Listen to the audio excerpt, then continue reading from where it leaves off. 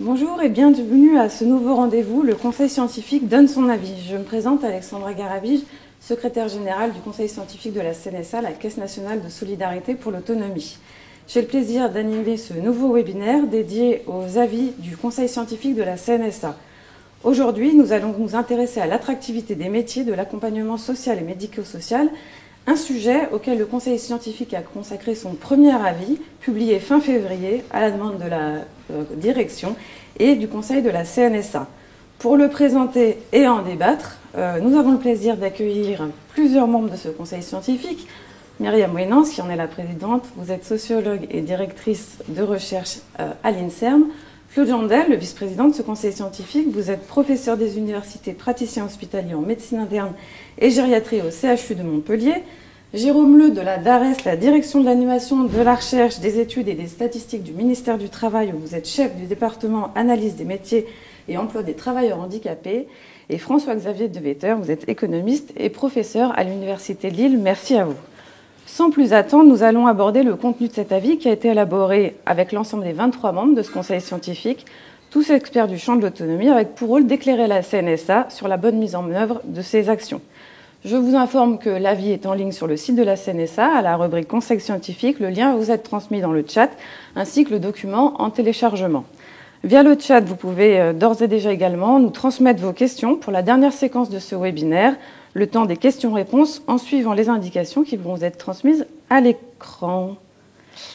Avant de laisser la parole à nos intervenants, quelques mots pour rappeler les grands constats de cet avis. D'abord, premier constat, l'attractivité des métiers s'est imposée comme un enjeu majeur au regard des difficultés très fortes de recrutement et de fidélisation dans ce secteur, où travaillent près de 1,4 à 1,8 million de professionnels, selon les estimations statistiques, du médico-social, du social, de la santé, mais aussi de l'éducation et au-delà. Les tensions sont notamment très identifiées s'agissant des aides à domicile, des aides-soignants, des infirmiers, des éducateurs spécialisés, mais c'est aussi le cas des médecins coordonnateurs en EHPAD ou encore des accompagnants des élèves en situation de handicap en milieu scolaire, les AESH. Ces métiers sont riches de sens et porteurs d'une utilité sociale forte, et pourtant, ils sont exercés dans des conditions difficiles, difficultés relatives aux conditions d'emploi et de travail, difficultés relatives à la reconnaissance, y compris salariale, difficultés liées aux risques pour la santé au travail ou encore la conciliation vie privée, vie professionnelle, en bref, difficultés liées à la qualité de l'emploi. Alors, pour ne citer que quelques chiffres qui sont cités dans l'avis, en moyenne, les salaires mensuels sont bas et inférieurs à ceux de l'ensemble des salariés. C'est à mettre en relation avec la question de l'importance du temps partiel. Un chiffre, en 2019, les salariés du médico-social travaillaient en moyenne 27 heures par semaine, contre près de 38 heures pour l'ensemble des salariés. Autre donnée marquante, la sinistralité est très élevée dans les établissements et les services médico-sociaux, avec un nombre de journées d'arrêt de travail pour accidents du travail et maladies professionnelles, les fameuses AT-MP, 3 fois supérieur à la moyenne de l'ensemble des salariés. C'est donc un enjeu majeur et il est d'autant plus fort que ces tensions risquent de s'accentuer au regard des différentes projections. Projections à 2030 de la DARES et de France Stratégie qui pointent un risque de pénurie globale de main-d'œuvre qui va affecter notamment le champ de l'aide, de l'accompagnement et des soins à la personne. Et puis les projections démographiques qui pointent quant à elles une augmentation non seulement du nombre de personnes à aider, mais aussi une baisse du nombre d'aidants familiaux. L'attractivité des métiers, c'est donc un chantier de taille que les pouvoirs publics, les employeurs et les partenaires sociaux ont investi depuis plusieurs années, mais qui reste un défi au regard de la diversité des situations professionnelles et des modes d'emploi, au regard de la diversité des territoires, mais aussi au regard de la diversité des leviers, des acteurs et des politiques à actionner. Sans plus attendre, pour nous parler des réponses à ces défis discutés dans la vie, je laisse la parole à Myriam Ouenance et à Claude Jandel. Myriam, Claude, c'est à vous. Merci Alexandra pour cette présentation donc, du Conseil scientifique et de l'avis qui vient d'être rendu sur l'attractivité des métiers. Donc effectivement, je vais commencer par parler de 2 leviers et puis Claude en abordera aussi 2 autres leviers. Donc en ce qui me concerne, je vais parler de la manière dont on peut renforcer cette attractivité des métiers qui, comme vous l'avez dit, renvoie aux difficultés de recrutement et de maintien dans l'emploi. Et donc agir sur ces modalités de recrutement et y arriver à fidéliser les professionnels dans l'emploi a été un des premiers leviers sur lesquels la CNSA s'est engagée dans le cadre de sa convention d'objectifs et de gestion. Alors pour répondre à cet enjeu, elle a lancé en fait un appel à projet qui était relatif à la création des plateformes territoriales des métiers de l'autonomie, qui était d'ailleurs une action qui a fait suite au rapport qui a été rédigé par Myriam El Khomri sur l'attractivité des métiers du grand âge. Alors suite à cet appel, il y a 19 plateformes qui ont été sélectionnées, qui ont été créées et qui sont actuellement en cours d'évaluation. Alors un mot d'abord pour vous dire, parce que peut-être vous ne connaissez pas ce que sont ces plateformes, vous dire qu'est-ce que c'est ces plateformes des métiers. Alors ces plateformes, elles consistent en fait à fédérer les acteurs du champ de l'autonomie d'un côté et les acteurs des politiques de l'emploi de l'autre. Fédérer ces acteurs pour rassembler les services qu'ils peuvent adresser aux demandeurs d'emploi, aux salariés qui sont en emploi et aux employeurs. Alors quels sont ce type d'actions qui vont rassembler? Ça va être par exemple des actions de sensibilisation au métier de l'autonomie pour les demandeurs d'emploi. Et pour les employeurs, ça va être par exemple les aider justement à mettre en place des actions pour faire connaître ces métiers ou par exemple les aider à mettre en place une politique de ressources humaines ou à optimiser en fait leur politique de ressources humaines.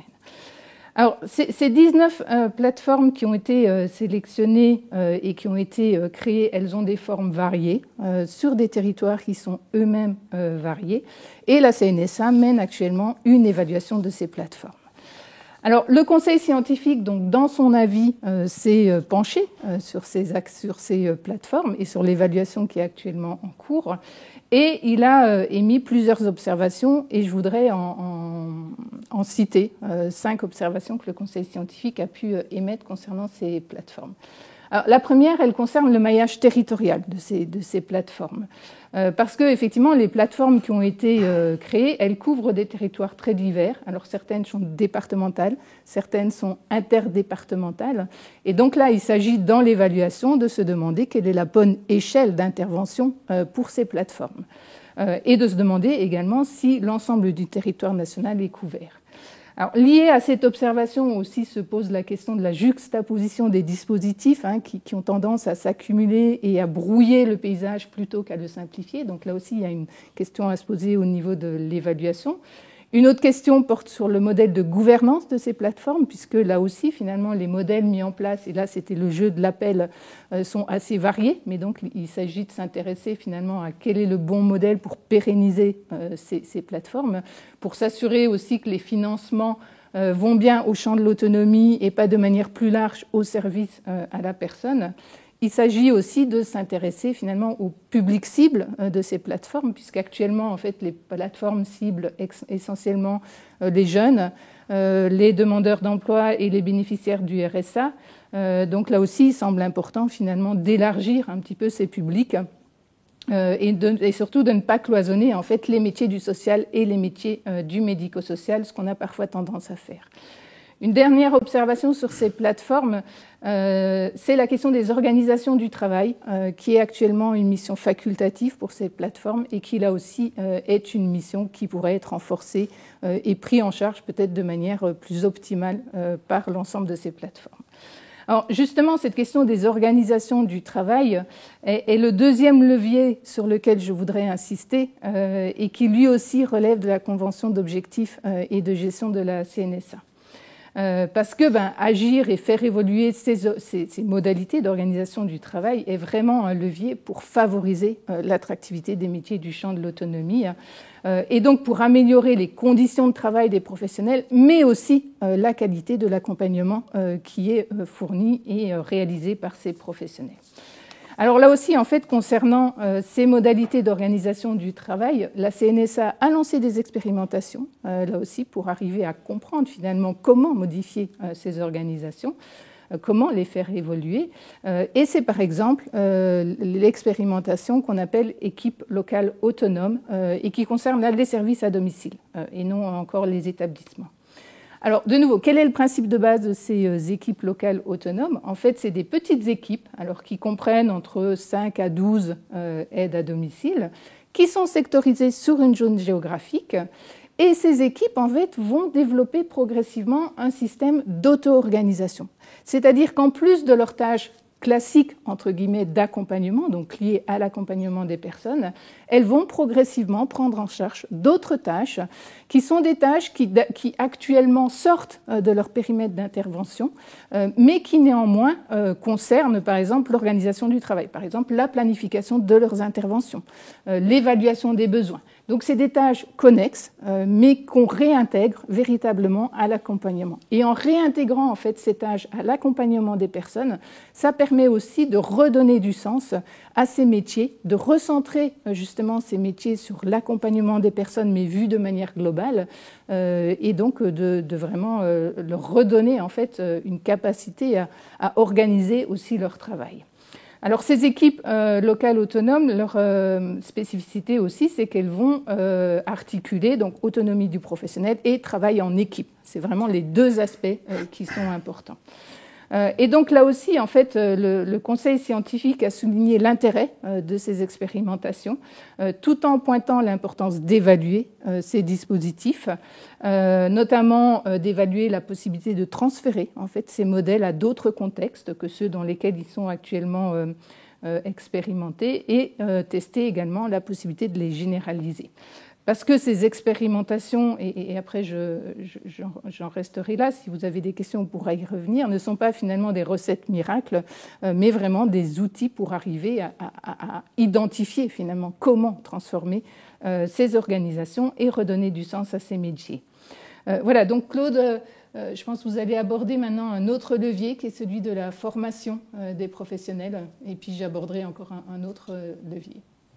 Merci Myriam, bonjour à toutes et à tous. Alors, d'abord, quand on parle de levier, on parle au pluriel. C'est-à-dire qu'il ne s'agit pas de faire un choix, mais bien d'actionner la plupart d'entre eux. Ce n'est pas l'un ou l'autre, c'est l'ensemble.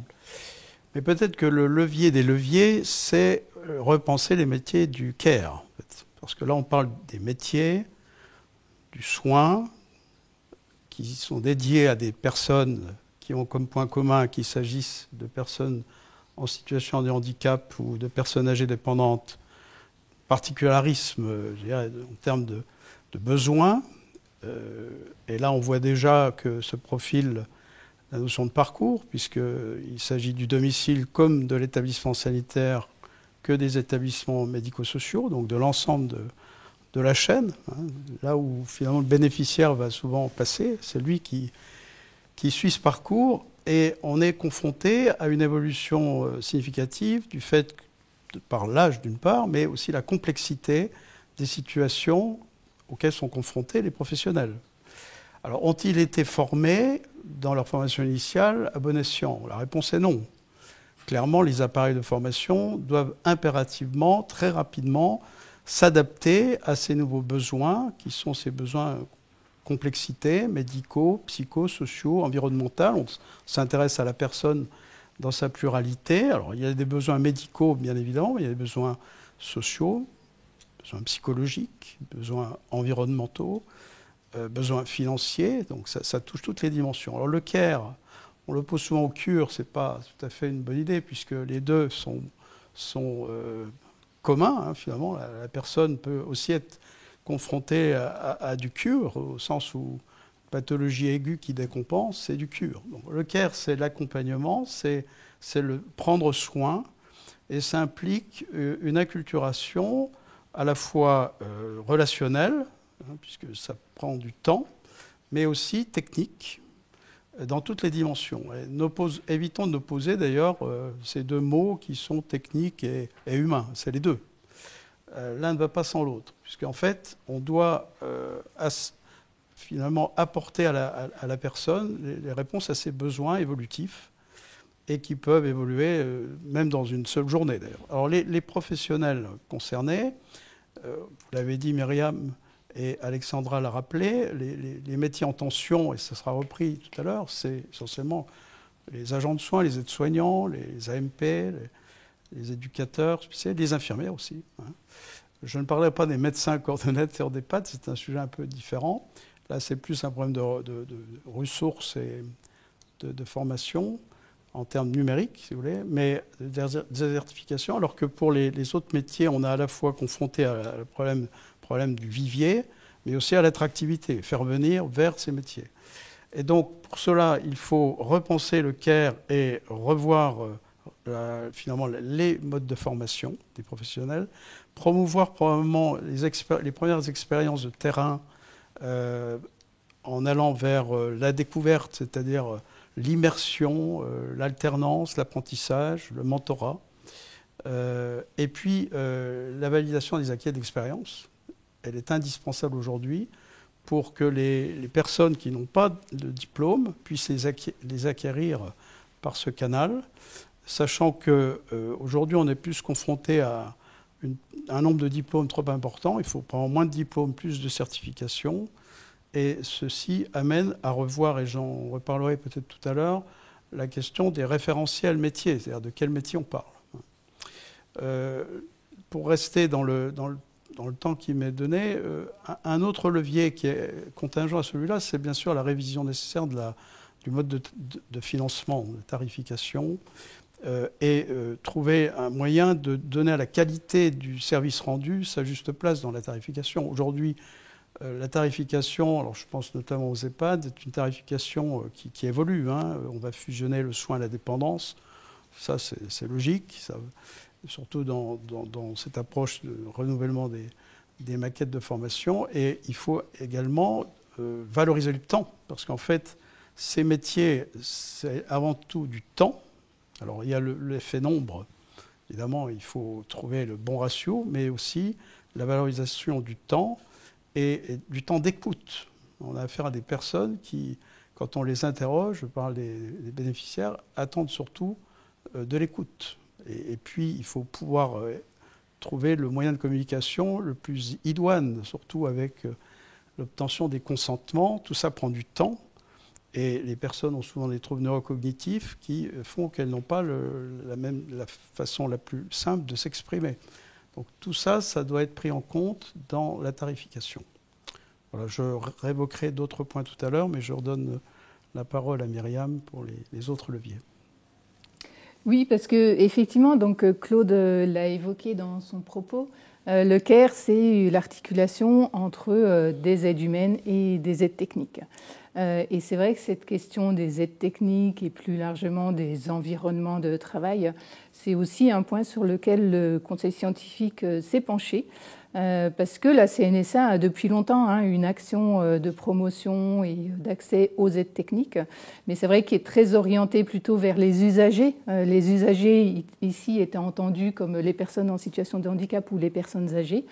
Et que dans le cadre de cet avis, le Conseil scientifique, lui, a considéré que ces actions pouvaient aussi contribuer à l'amélioration de l'environnement du travail et de la qualité au travail pour les professionnels.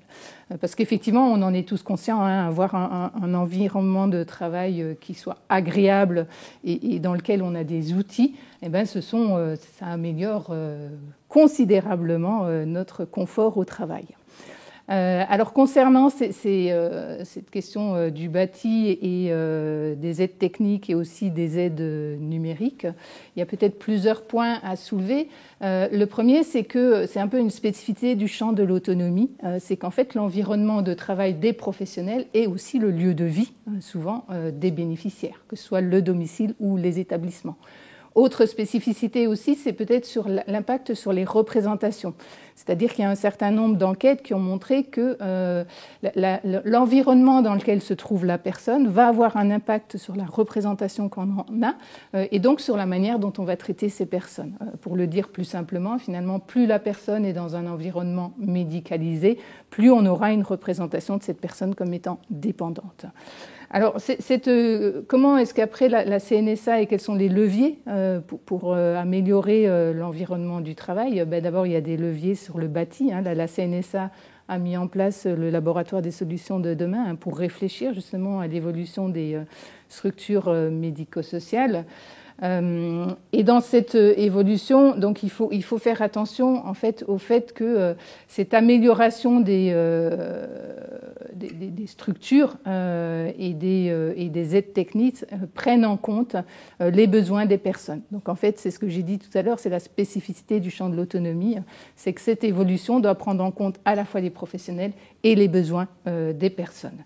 Et là, en fait, l'avis du Conseil scientifique se prolonge aussi, se situe aussi dans le prolongement d'un précédent avis qui avait été émis par le Conseil scientifique l'année passée, qui était relatif à l'innovation technologique et qui soulignait les effets parfois pervers aussi de certaines substitutions techniques à l'aide humaine. Par exemple, mettre un système de télésurveillance au lieu d'avoir une aide humaine qui vienne voir la personne.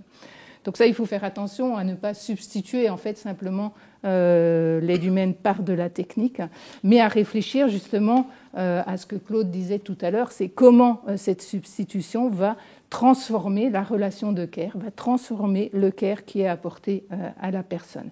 Et d'ailleurs, une même technologie, de ce point de vue, peut avoir des effets différents en fonction des situations et en fonction des personnes. Voilà, bon, peut-être ça, c'est les points importants aussi, c'est de réfléchir à la formation, à l'apprentissage aussi, à ces aides techniques. Voilà, mais peut-être là, on peut revenir aussi sur la question des référentiels métiers que Claude va aussi, qui est aussi un point qu'on a abordé dans l'avis du Conseil scientifique. Absolument. Améliorer la lisibilité et valoriser les métiers pour finalement les rendre attractifs, ça implique de bien définir par les référentiels de métiers les formations qui vont permettre d'avoir les compétences pour les exercer. Donc c'est tout le champ des référentiels, de la réingénierie des métiers. Il est vraisemblable qu'au regard de l'évolution des besoins des personnes dont on parle là, il faut revoir cette segmentation silo des métiers. Bon.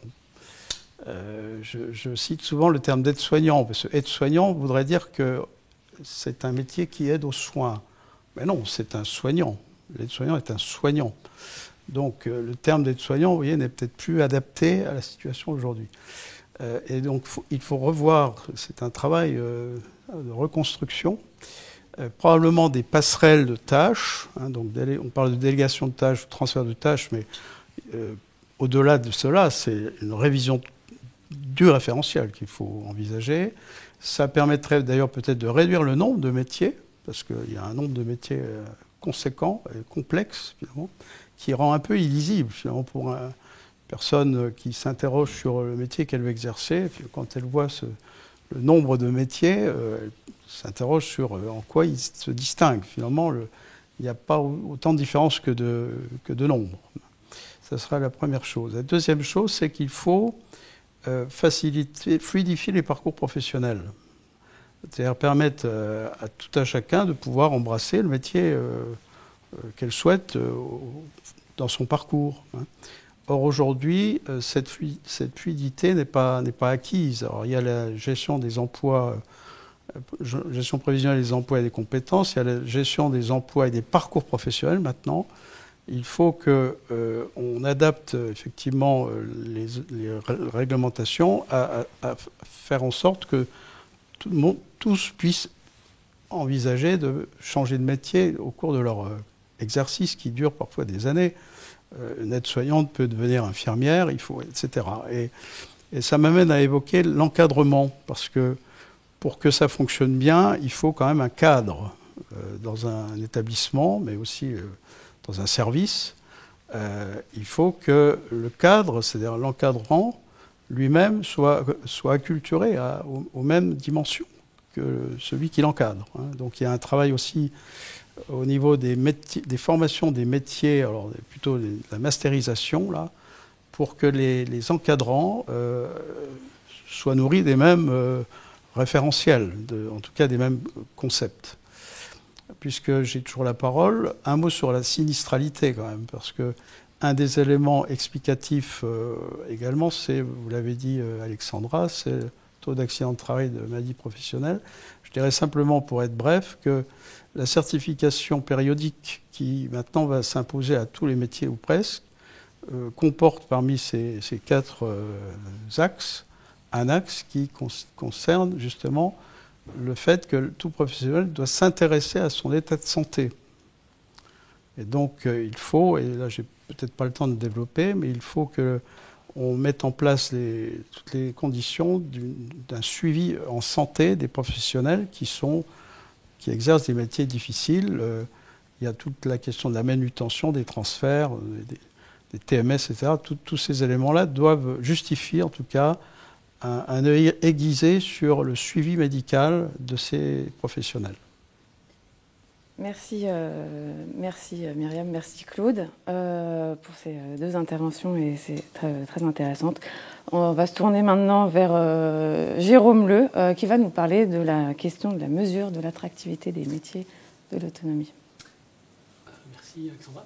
Alors effectivement ici on va s'intéresser aux différentes mesures qu'il existe actuellement pour mesurer l'attractivité des métiers et leurs limites. Alors juste pour précision, donc, moi je travaille au service statistique ministériel du travail et de l'emploi, donc on est spécialisé sur les métiers mais pas en particulier sur un métier, donc je suis beaucoup moins expert que vous tous autour du plateau ou en ligne voilà, sur ces questions-là. Donc l'idée c'est aussi de développer un peu sur les mesures qu'on va développer cette année, qu'on va publier cette année normalement, pour améliorer justement cette mesure d'attractivité des métiers en général et notamment ceux de l'autonomie. Donc actuellement, vous le savez peut-être, la DARES publie chaque année des indicateurs de tension, donc de tension de recrutement par métier. Donc l'idée, c'est d'essayer de mesurer est-ce que dans un métier particulier, dans une zone géographique donnée, est-ce que les recruteurs font face à des difficultés pour recruter des personnes parce qu'il y a un déséquilibre entre l'offre et la demande de travail. Donc cet indicateur, il est composite, c'est-à-dire qu'on mélange à la fois des choses qui sont objectives et d'autres qui sont subjectives. Donc par exemple, la partie subjective, ça va être plutôt des anticipations de recrutement difficiles qui sont remontées par les employeurs localement. Et sur la partie objective, on va mesurer par exemple la vitesse à laquelle des demandeurs d'emploi dans tel ou tel métier sortent des listes de Pôle emploi lorsqu'elles cherchent du travail, ou encore le ratio entre le nombre d'offres d'emploi et de demandeurs d'emploi qu'il y a localement. Donc tous ces indicateurs, ils sont déclinés à un niveau très fin géographiquement, donc au niveau départemental et au niveau métier en 225 positions. Et ce qu'il faut retenir, c'est juste que cette méthodologie, elle est relative, c'est-à-dire qu'on ne dit pas qu'un métier est en tension dans l'absolu, on dit qu'il est en tension par rapport aux autres et par rapport à une période de référence qui est la période 2014-2018. Donc par exemple, sur les cartes que vous voyez, par exemple, on ne voit pas beaucoup de vert, mais vous voyez, en rouge, c'est les tensions très fortes, c'est-à-dire que c'est par rapport à 2014-2018, par rapport à l'ensemble des métiers. Le recrutement d'aides-soignants est en très forte tension sur quasiment, vous voyez, la totalité du territoire. Les tensions moyennes, donc c'est une valeur de 3, donc normalement c'est 1, 2, 3, 4, 5. En jaune, ce serait plutôt les tensions, c'est-à-dire que ça correspond à peu près à ce qu'on a observé sur la période de référence 2014-2018. Et en vert ou en vert foncé, c'est des tensions moins fortes que la période de référence. En 2022, donc les chiffres là sont pour l'année 2022, vous voyez qu'en fait, on est dans une période de forte emballement de l'activité économique, donc forcément sur le marché du travail ça a été très compliqué. Donc en fait on a 8 métiers sur 10 qui étaient en très forte tension. Donc si je vous fais défiler rapidement les cartes pour les 4 métiers de l'autonomie qui ont été sélectionnés, donc que ce soit les aides-soignants, les aides à domicile, les infirmiers ou les éducateurs spécialisés, vous voyez qu'en fait on voit du rouge partout, donc il n'y a pas forcément, ça n'est pas forcément hyper informatif, mais sur d'autres années on voit les choses un peu plus variées. L'intérêt de nos indicateurs, c'est aussi de chercher à éclairer les raisons de ces tensions, parce qu'elles peuvent être assez diverses. Tous les métiers n'ont pas forcément les mêmes raisons de tension. Donc vous voyez, dans ce tableau, en fait, on va donner des indicateurs, ce qu'on appelle des indicateurs d'éclairage.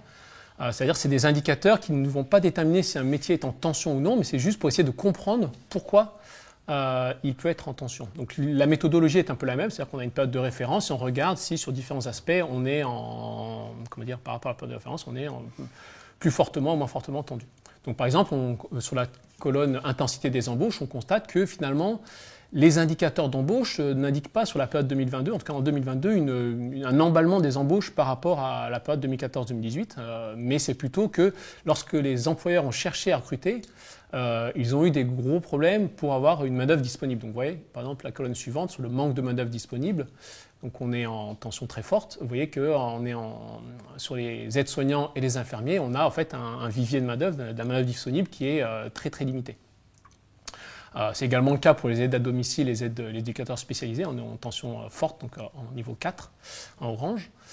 Et vous voyez qu'en fait, le problème qu'il y a, c'est surtout un problème d'entrée dans le métier. Sur 3 métiers sur 4, on se rend compte qu'il y a un lien formation très très fort, lien formation-emploi très fort. C'est-à-dire que même si un demandeur d'emploi voulait demain se rentrer dans ces métiers-là, en fait, il y a une période de formation, des diplômes à avoir qui sont obligatoires et du coup, forcément, ça limite les capacités d'adaptation du marché du travail à court terme. Il y a juste aide à domicile pour lequel on voit qu'effectivement, il y a un lien formation-emploi qui est beaucoup plus faible, donc on a un indicateur qui est à 1 et qui du coup n'en compte pas ce problème. Je terminerai sur ce slide sur la partie conditions de travail contraignantes. Donc là, c'est un indicateur qui est composite, issu des enquêtes conditions de travail. Donc là, c'est un peu multifactoriel. On regarde des dimensions du travail contraignant qui sont très particulières, notamment par exemple est-ce qu'on travaille à la chaîne, est-ce qu'on a des horaires décalés, est-ce qu'on doit porter des charges lourdes, est-ce qu'on doit respecter la cadence, une cadence précise, est-ce qu'on a des horaires décalés, tout ça. Et personnellement, je pense que, par exemple, sur les infirmiers, notre indicateur passe un peu à côté de quelque chose, puisque en fait, nous, on va mesurer finalement des conditions de travail qui sont assez proches de la moyenne. On a un indicateur au niveau 3 pour les infirmières. Alors que quand on demande aux infirmières elles-mêmes, il y en a beaucoup qui, justement, déclarent vouloir quitter le métier d'infirmière parce qu'elles considèrent que leurs conditions de travail sont dégradées. Donc ça, je reviendrai juste après dessus. Donc sur l'attractivité salariale, au fait, vous voyez ce que nos indicateurs, on pourrait nous rétorquer qu'ils sont un peu incomplets, puisque effectivement, finalement, ce qui fait qu'un métier est attractif ou pas, sans dévoiler un scoop, c'est sans doute parce qu'il paye bien. Et c'est une problématique qui est difficile à mesurer statistiquement, puisque en fait, ce qu'on appelle l'attractivité salariale, ce serait de dire à profil égal, est-ce qu'un métier paye mieux qu'un autre. Par exemple, si j'ai un niveau CAP, si j'ai 10 ans d'expérience, est-ce qu'il vaut mieux être ébéniste que plombier? Et ça, c'est en dehors de toutes les considérations de conditions de travail ou de conditions d'emploi. Voilà. Donc c'est ce qu'on a fait ici, donc c'est quelque chose qu'on va proposer dans notre prochaine publication. Et donc vous voyez, en fait, on va mélanger 2 aspects de l'attractivité salariale. Donc il y en a un aspect qui est objectif et un aspect qui est subjectif. Donc l'aspect objectif, donc c'est la colonne du milieu, donc c'est la colonne que vous voulez 3, 3, 5, 5. En fait, on essaie de trouver une note d'attractivité. En fait, ce qu'on fait, c'est qu'on fait une régression, pour ceux qui connaissent, on fait une régression sur le salaire et on contrôle du profil des personnes. Donc on regarde à profil égal, est-ce que le fait d'être infirmier plutôt qu'autre chose, un autre métier, est-ce que ça paye mieux ou pas? Donc vous voyez qu'en fait, finalement, quand on fait cette régression, on fait un classement ensuite. Donc vous voyez, on a 200 métiers, donc on voyait rang objectif. En gros, il faut mettre ça sur 225 métiers. Donc vous voyez que aide-soignant et aide à domicile, on est vraiment en toute fin de classement. On est 197e et 191e sur 225 métiers. Donc on est vraiment dans des métiers qui sont peu attractifs au niveau salarial, alors que c'est moins le cas pour les infirmières et les éducateurs spécialisés. Donc là, on est au milieu, on est, vous voyez, autour de 100 sur 200 métiers. On a un autre critère qu'on a mélangé, c'est celui qui est un critère subjectif, qui est est-ce que les personnes veulent quitter leur emploi, changer de métier, et si oui, est-ce que c'est pour des raisons salariales, est-ce qu'elles se jugent mal payées? Et vous voyez qu'ici, là, on retrouve le fait que les aides-soignants et les aides à domicile sont très très mal classés. Donc vous voyez, par exemple, les aides à domicile sont 222e sur 225 métiers, c'est très mauvais. Alors que les infirmières, c'est le constat est très différent. En fait, finalement, quand on leur demande, les infirmières, la raison numéro 1 qu'elles avancent pour quitter leur travail, c'est plutôt les conditions de travail. Donc nous, on va mixer tout ça. Et vous voyez, la première colonne, en non-attractivité synthétique discrète, c'est ça, c'est la note qu'on attribue. Et on voit que c'est surtout sur les aides-soignants et les aides à domicile qu'on n'est pas attractif. Je terminerai enfin sur un outil de DataVis qu'on va mettre à disposition en juillet. Donc là, vous voyez, on aborde la question de l'attractivité par la capacité d'un métier à retenir ses salariés, c'est-à-dire qu'on va considérer qu'un métier n'est pas attractif si d'une année sur l'autre, ou là on va développer sur une plus longue période, si d'une année sur l'autre, est-ce que mon métier perd des personnes ou pas? C'est-à-dire que est-ce que mon stock d'infirmières diminue d'année en année? Là, on a pris le cas des aides-soignants. Donc l'idée de cette data vis, ça qui est intéressant, c'est que tous les acteurs locaux peuvent se faire des statistiques sur mesure, puisqu'on peut sélectionner dans des menus déroulants. Par exemple, je voudrais savoir, est-ce que dans ma région, par exemple, je sais pas, l'Occitanie, est-ce que les jeunes aides-soignants de par exemple, 20 à 35 ans, quel est leur taux de persistance dans le métier entre je parle, janvier 2022 et janvier 2023. Donc vous voyez ici, c'est ce qu'on a sur cette carte. On voit que les aides-soignants, il y a des régions dans lesquelles elles restent moins, par exemple en Île-de-France, en Loire-Atlantique, je crois, et en région Rhône-Alpes. Et en fait, voilà, c'est comme c'est des données qui viennent de la déclaration sociale nominative, on a des données exhaustives, donc on a un niveau de finesse qui est très très fin. Lorsqu'on quitte un métier, vous voyez, lorsqu'on perd des personnes, c'est pas forcément qu'elles changent de métier, hein, parfois c'est parce qu'elles vont à la retraite, parce qu'elles vont se former, voilà. Donc en fait, on peut affiner la mobilité sur les personnes qui ont changé de métier. Donc là, c'est un meilleur indicateur de est-ce que les gens restent dans mon métier ou pas. Donc vous voyez là, on a une carte qui est à peu près la même, donc je passe rapidement. Et l'intérêt de ce travail, donc je terminerai là-dessus, c'est qu'on peut savoir où vont les personnes, vers quel métier elles se dirigent. Donc par exemple, on voit que les aides-soignantes, il y a une mobilité qui peut être de la mobilité saine, par exemple lorsqu'elles deviennent infirmières, mais on peut avoir des mobilités qui sortent complètement du domaine de la santé et de l'action sociale, qui vont par exemple, je ne sais pas, dans le commerce ou autre chose. Donc là, c'est plus alertant. Donc là, voilà, on est capable de le mesurer et les acteurs sont capables de le savoir localement.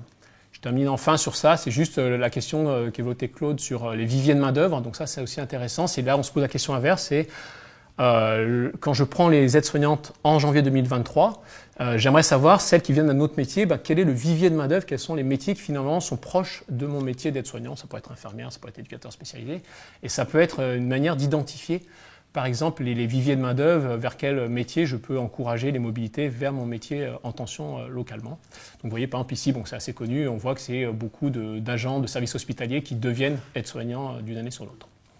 Voilà. Merci beaucoup, Jérôme. Je laisse la parole à François-Xavier Devetter qui va nous parler de la question salariale.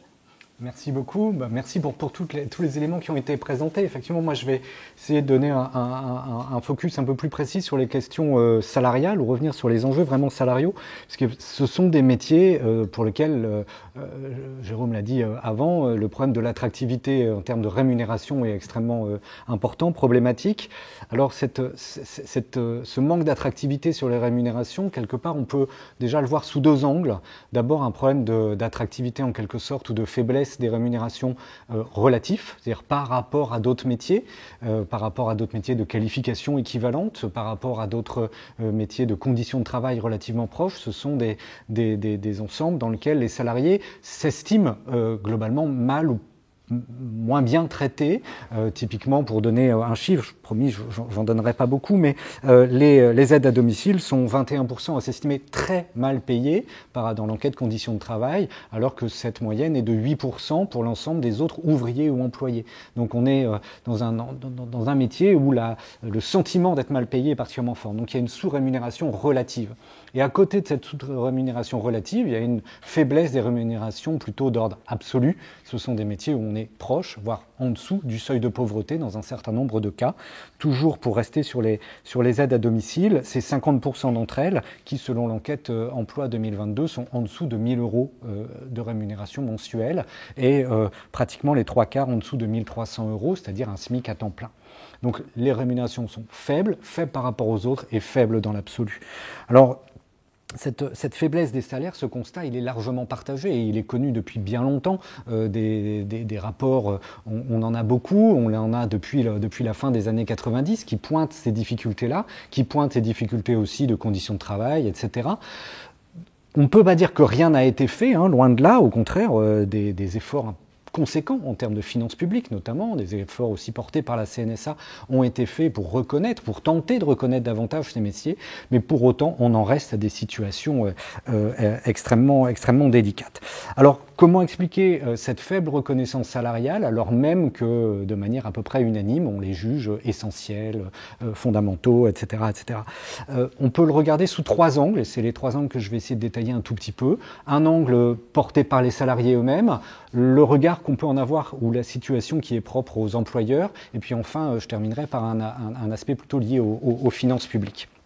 Alors le premier enjeu qui se rattache à la vision que peuvent en avoir les salariés, et pourquoi sont-ils ou pourquoi sont-elles, puisque ce sont vraiment très majoritairement des femmes dans des situations de rémunération aussi faibles, c'est peut-être 3 éléments. C'est d'abord parce que tout leur travail n'est pas complètement payé.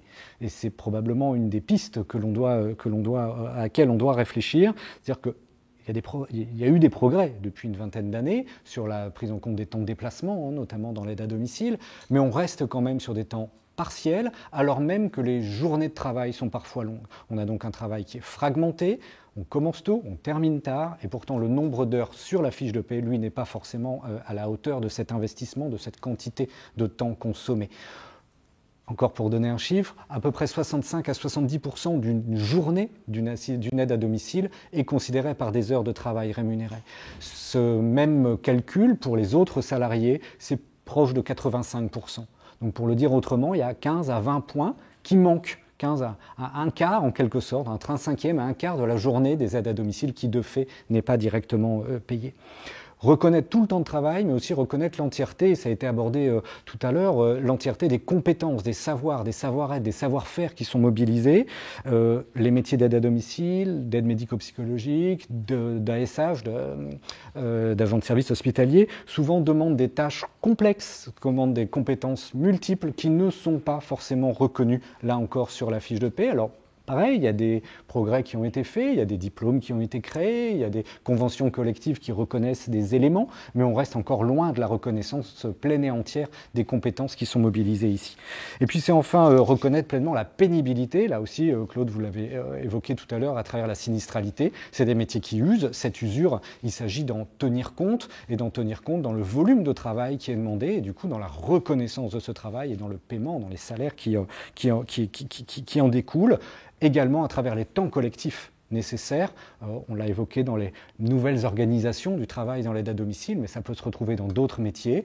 Ce sont des métiers dans lesquels l'usure est importante, être en permanence et en totalité en action complète est compliqué, et donc il faut tenir compte de ces enjeux. Le deuxième enjeu, le deuxième angle par lequel on peut le voir, c'est celui des employeurs. En effet, l'ensemble des métiers de l'accompagnement social, médico-social, souffrent de nombreuses divisions. Donc, du côté des employeurs, l'action est parfois compliquée et parfois rendue très complexe par les multiples divisions qui traversent ce champ très vaste. Division entre le médical et le social, division entre l'établissement et le domicile, division entre toute une série de conventions collectives également qui vont complexifier l'action, complexifier le dialogue social, complexifier ou fragiliser la place des organisations syndicales également, et puis créer des formes de concurrence, peut-être même parfois de formes de dumping social entre certaines formes d'emploi par rapport à d'autres qui peuvent faire courir le risque à l'ensemble du secteur de tirer vers le bas les conditions de rémunération, les conditions et du coup l'attractivité qu'il y a derrière. C'est vrai sur les salaires, c'est vrai aussi sur l'organisation du travail. Le rapport El Khomri, le rapport Libaud également pointait l'importance des temps collectifs, par exemple. Comment avoir des temps collectifs quand on a des formes d'emploi du type particulier employeur ou du type mandataire. Donc cette dimension collective, elle est liée aussi à des modèles organisationnels particuliers. Et puis troisième angle, troisième enjeu important sous lequel les salaires ou la question salariale apparaît, c'est celle des finances publiques. Je pense que c'est important de rappeler que l'effort fourni est important et il est fortement croissant depuis 20 ans, depuis la création de la CNSA notamment, mais même au-delà. Mais les efforts passent par différentes enveloppes qui sont plus ou moins complexes. C'est donc pas seulement une question de volume, c'est une question aussi de signification et de mode de financement, de canaux de financement. Pour aller très vite, 3 canaux de financement sont mobilisés au final pour permettre à ces emplois d'exister. Celui des allocations attribuées aux bénéficiaires, l'allocation personnelle d'autonomie typiquement, la PCH également, des aides aussi qui vont directement en soutien à l'emploi et aux employeurs via des exonérations sociales, des exonérations de cotisations, et puis enfin des compléments qui sont apportés aux salariés via des prestations sociales, primes d'activité, etc. L'ensemble de ces montants sont presque suffisants, il manque probablement un petit bout, mais presque suffisants pour payer dignement ses salariés. Par contre, le fait de passer par ces 3 bouts, ça envoie un signal qui est extrêmement négatif. Typiquement, là où l'APA est insuffisante pour correspondre au coût du travail, au coût d'une heure de travail, c'est dire aux salariés « votre travail ne vaut pas tant que ça ». On va le compléter par des prestations sociales, on va le compléter pour l'employeur par des exonérations socio-fiscales, mais votre travail en lui-même ne vaut pas tant que ça. Et donc, la question fondamentale, et je m'arrêterai là-dessus, la question fondamentale, c'est combien collectivement, socialement, on est prêt à payer pour ces métiers, pour l'importance qu'ils peuvent revêtir, et par quels canaux on est prêt à les payer. Est-ce que c'est par un canal direct de reconnaissance de leur valeur, ou est-ce qu'on s'oblige encore à passer par d'autres mécanismes qui compensent la faiblesse des rémunérations des salariés concernés? Merci beaucoup à vous quatre pour vos interventions. On arrive donc à la dernière séquence, celle des questions-réponses. Il nous reste une dizaine de minutes. Pearl Moret nous fait remonter les questions que je vais donc lire. Il y en a plusieurs. Une première peut-être pour Myriam qui demande quelles seraient les aides techniques à favoriser prioritairement pour améliorer les conditions de travail dans le champ de l'autonomie, et dans la même lignée, la relation entre le bâti et l'aménagement avec l'attractivité des métiers a-t-elle été étayée par la littérature scientifique? Alors, je vais peut-être merci d'abord pour cette question. Alors je vais commencer par la fin de la question sur l'étayage entre environnement de travail et attractivité des métiers. Alors pas directement, c'est-à-dire qu'il n'y a pas une recherche qui directement a fait ce lien. Ce lien, on le fait de manière plus complexe en regardant un petit peu. Donc par contre, il y a eu des études sur l'impact sur la représentation. Il y a des études aussi de manière plus générale sur le lien entre environnement de travail et santé mentale, d'ailleurs qui ne sont pas seulement cantonnés au champ de l'autonomie, qui concernent le travail, différents types de travail en général. Donc voilà, ce lien, on le fait indirectement en allant s'appuyer sur des recherches qui ont chacune éclairé un certain angle. Et pour la première partie de la question, alors c'est difficile de répondre, de dire il y aurait telle aide technique qui serait prioritaire, parce que de nouveau, c'est vraiment prendre en compte en fait les différentes dimensions d'une situation. L'établissement va être un espace très différent du domicile.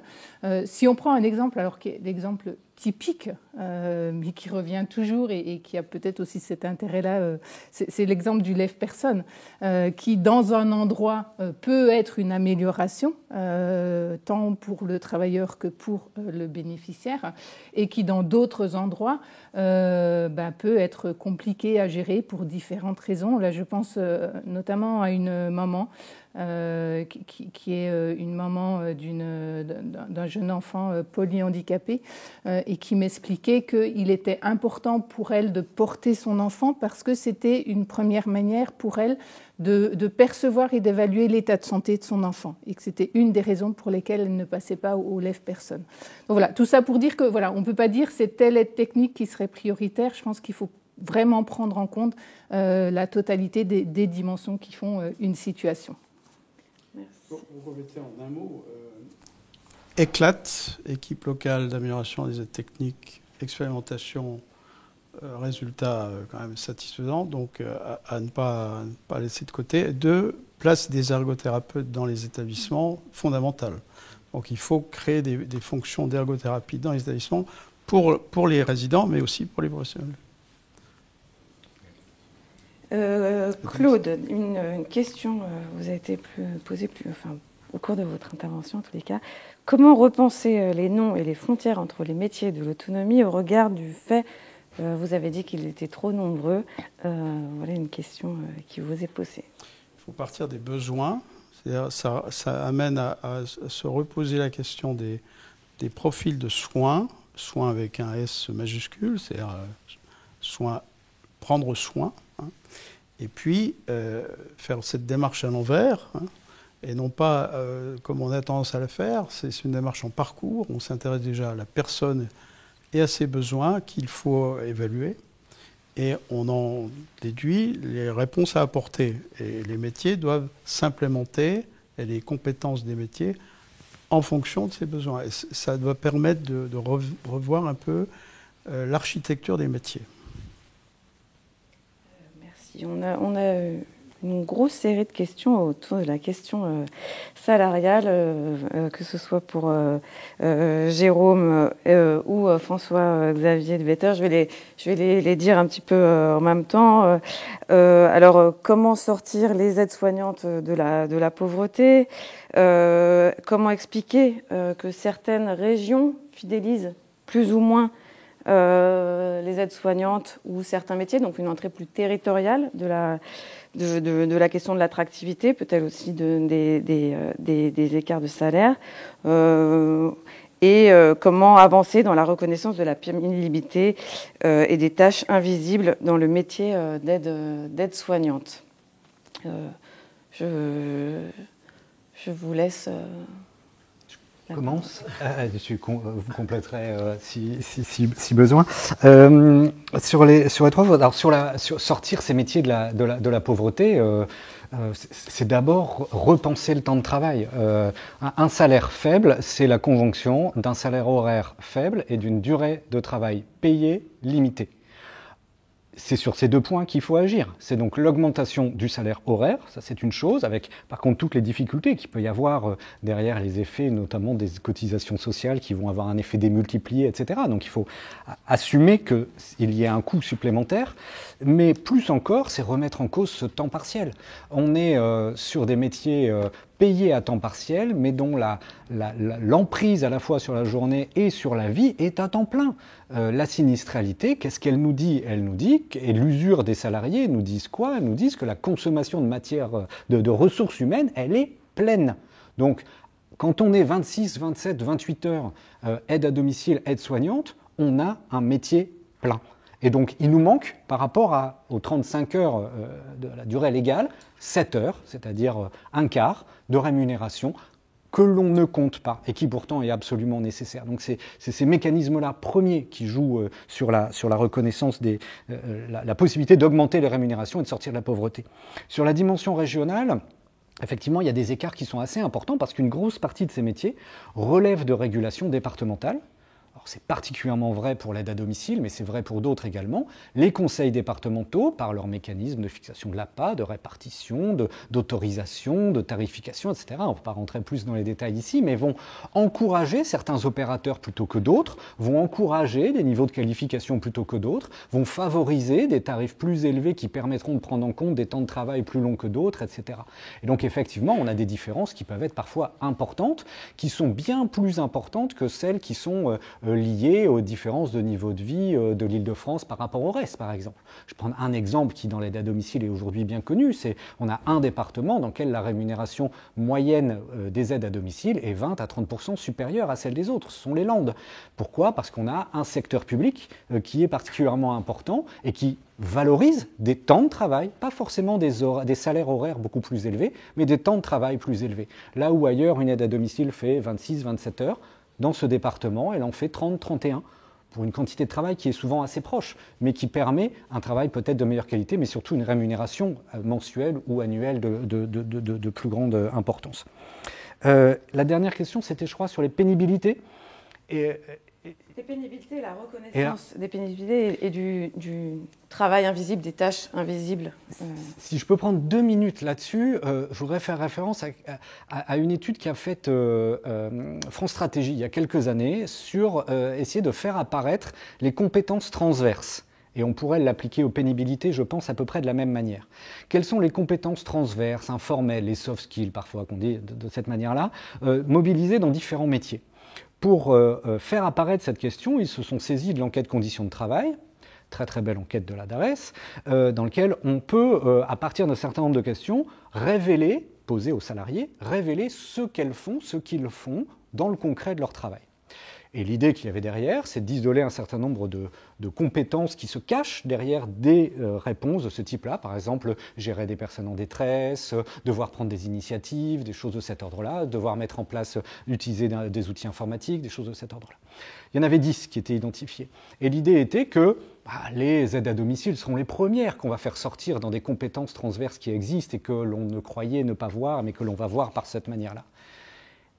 Pas de chance. Le premier résultat, c'est que les aides à domicile ne déclarent pas plus ces compétences, ne semblent pas déclarer plus ces compétences que la moyenne des autres salariés. Sauf que quand on regarde de manière plus fine, ça dépend en fait du cadre dans lequel elles exercent leur travail. Les salariés du particulier employeur, qui sont les plus isolés, elles ne déclarent pas ces compétences. Elles n'en ont pas directement conscience. Ça ne veut pas dire qu'elles ne les mettent pas en œuvre, mais simplement elles sont dans un contexte totalement isolé sur lequel elles ne rendent pas visible ce qu'elles font. Celles qui sont dans des structures prestataires, quel que soit le statut par ailleurs, vont révéler, vont déclarer ces compétences transverses multiples et on va les voir ressortir de manière très très nette avec des compétences non reconnues. Donc ce détour pour dire quoi? Pour dire que le premier moyen de reconnaître les compétences de ces salariés, c'est de leur permettre de les exprimer elles-mêmes et donc de leur donner un cadre collectif de travail.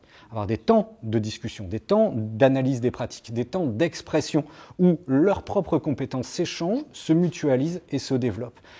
C'est une première étape. Les étapes suivantes, ce sera la reconnaissance financière. Et ça s'appelle des classifications, ça s'appelle des conventions collectives. Il y a des efforts qui sont faits dans certaines d'entre elles, moins dans d'autres. Mais voilà, le chemin est long, mais on voit bien ce vers quoi on peut aller en la matière. L'article 21 de la loi du 8 avril, qui va donc expérimenter le tarif, la dotation globale ou forfaitaire en domicile versus horaire, va être un lieu intéressant à regarder de près par rapport à ce que vous dites. Hein. Je vois le temps qui défile. Une remarque qui a été faite, je vous la lis. Un éducateur spécialisé constate qu'en réponse aux difficultés de recrutement, les structures font appel aux intérimaires. Les éducateurs intérimaires gagnent entre 500 et 1 000 euros par mois de plus. L'attractivité pour le métier est donc bien là, mais pour le système d'intérim, qu'est-ce que vous en pensez? Qui se lance? Je me lance, vous me... Moi, je dirais...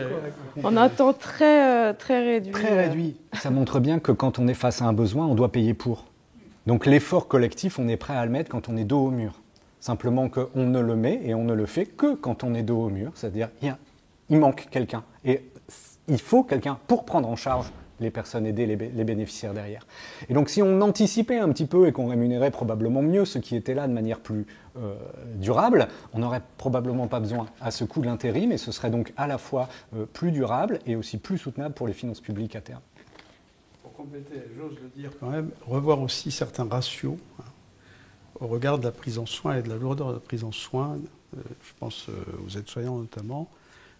Si on veut rendre attractifs ces métiers et leur fidélisation, il faut aussi des ratios qui vont bien avec la charge en soins. Voilà. Très bien. Il n'y a plus il y a une petite remarque. Alors, je vais me permettre de faire la précision, qui était de demander si la branche AT-MP faisait partie du conseil scientifique. Donc, la réponse est assez simple. Non, elle n'en fait pas partie.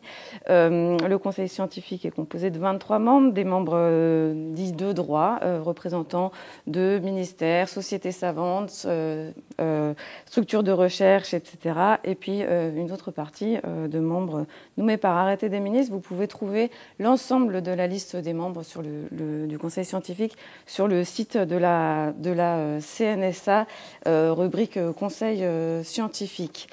Les missions, ce premier rendez-vous, le conseil scientifique donne son avis, arrive à sa fin. Le replay va être prochainement disponible sur la chaîne YouTube de la CNSA. Si vous souhaitez aller plus loin sur le sujet, je vous invite à consulter le replay des 7e rencontres recherche et innovation de la CNSA qui se sont tenues en novembre dernier et qui étaient consacrées aux professionnels de l'autonomie. Les actes de ces rencontres sont également en ligne sur le site de la CNSA dans la rubrique documentation. Et pour clore ce webinaire, je tiens bien sûr chaleureusement à remercier nos intervenants. Myriam Winans, Claude Jandel, Jérôme Leu et François-Xavier Devetter. Je remercie également toutes les personnes que vous n'avez pas vues à l'écran, mais sans qui ce webinaire n'aurait pas eu lieu. Donc merci à Paul Moret pour la remontée des questions. Merci également à Marine Boisson-Cohen, directrice de la prospective des études, et au service de communication de la CNSA pour leur travail. Merci également à Antoine Wolf et Stanislas Koyranski pour l'aide technique et l'accueil dans ce beau studio de Lucans. Ce fut un plaisir d'animer ce premier webinaire et nous aurons l'occasion de nous retrouver pour les prochains avis du Conseil scientifique qui travaille d'ores et déjà sur un autre sujet passionnant, la question de l'équité territoriale. D'ici là, restez connectés sur les réseaux sociaux de la CNSA, LinkedIn et Twitter, et inscrivez-vous à la liste de diffusion de la CNSA. Le lien va être mis dans le chat. Il ne me reste plus qu'à vous remercier pour votre écoute, vos questions, et à vous souhaiter un bon après-midi. À bientôt pour un prochain webinaire.